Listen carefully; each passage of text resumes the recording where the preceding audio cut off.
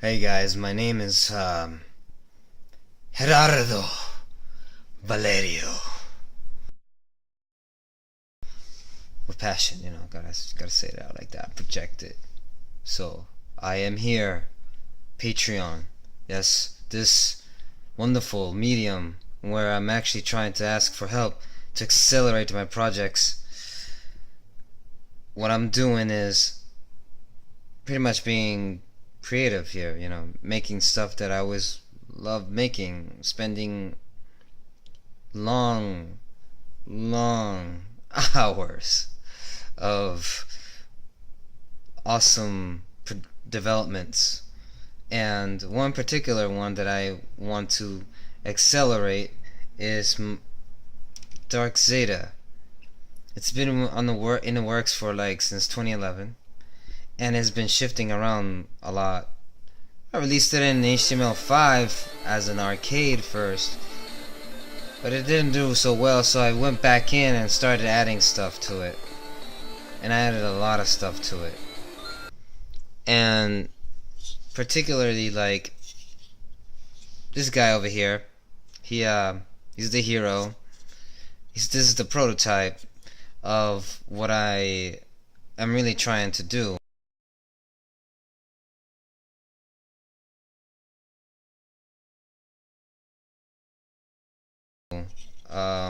Which is the game. But the idea is to actually have the game free for everybody to play.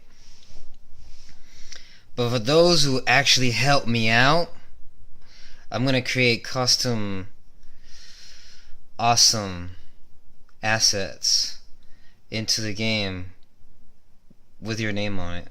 Like I'll create pixel characters with your name on it, because you guys are supporting me, and as well add you to the credits as special thanks for the wonderful support that hopefully I can get with all this, as well as the early access of different builds that will be given to particularly to you. But the most I'm trying to sell here is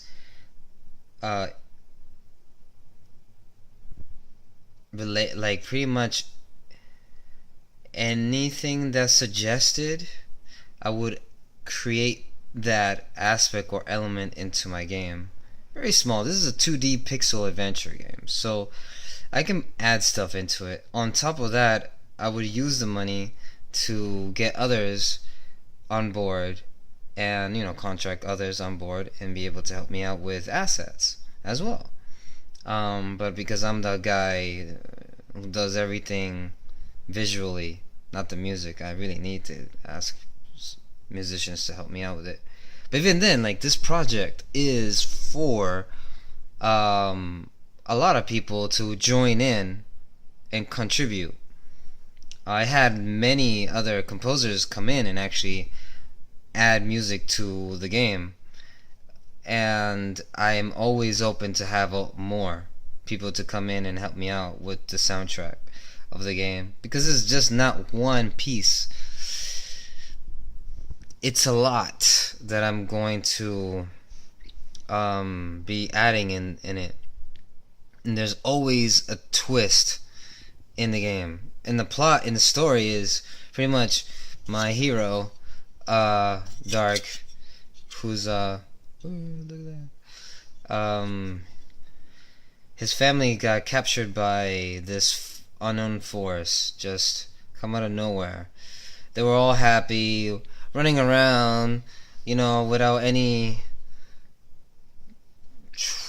troubling thoughts or anything like that. It was just a nice place until something cracked through their world and started to seep in and disrupt it. Why didn't he get kidnapped by this force is because he was on a mission, and he discovered that when he came back that nobody was around. So he went towards the tower, where he found somebody who was telepathically trying to call him, and that's why he discovered that the darkness was pretty much swallowing the nexus of where his world sort of emits, all energy emits, and that's where the Guardian of Dreams is at. Where the Guardian of Dreams pretty much got split into gems all across the land. So it's up to the player to collect the gems and put the Guardian of Dreams back together again in Volume 1 of the story. Volume 2, which comes after, that's when the Guardian will grant pretty much powers and help you out and to literally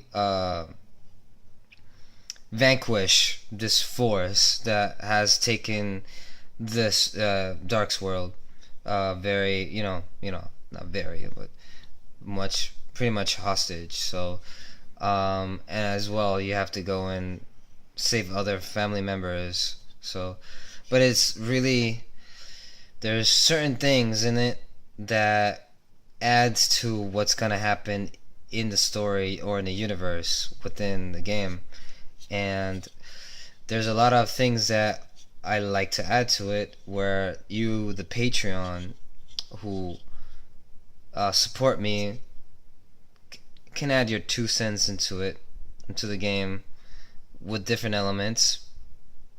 I usually put a lot of Easter eggs in my games and a lot of secrets.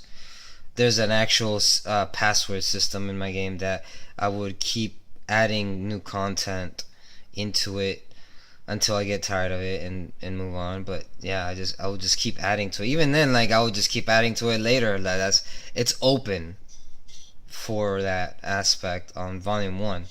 Volume 2 will have that with a twist, with a little add-on field, going beyond the password aspect.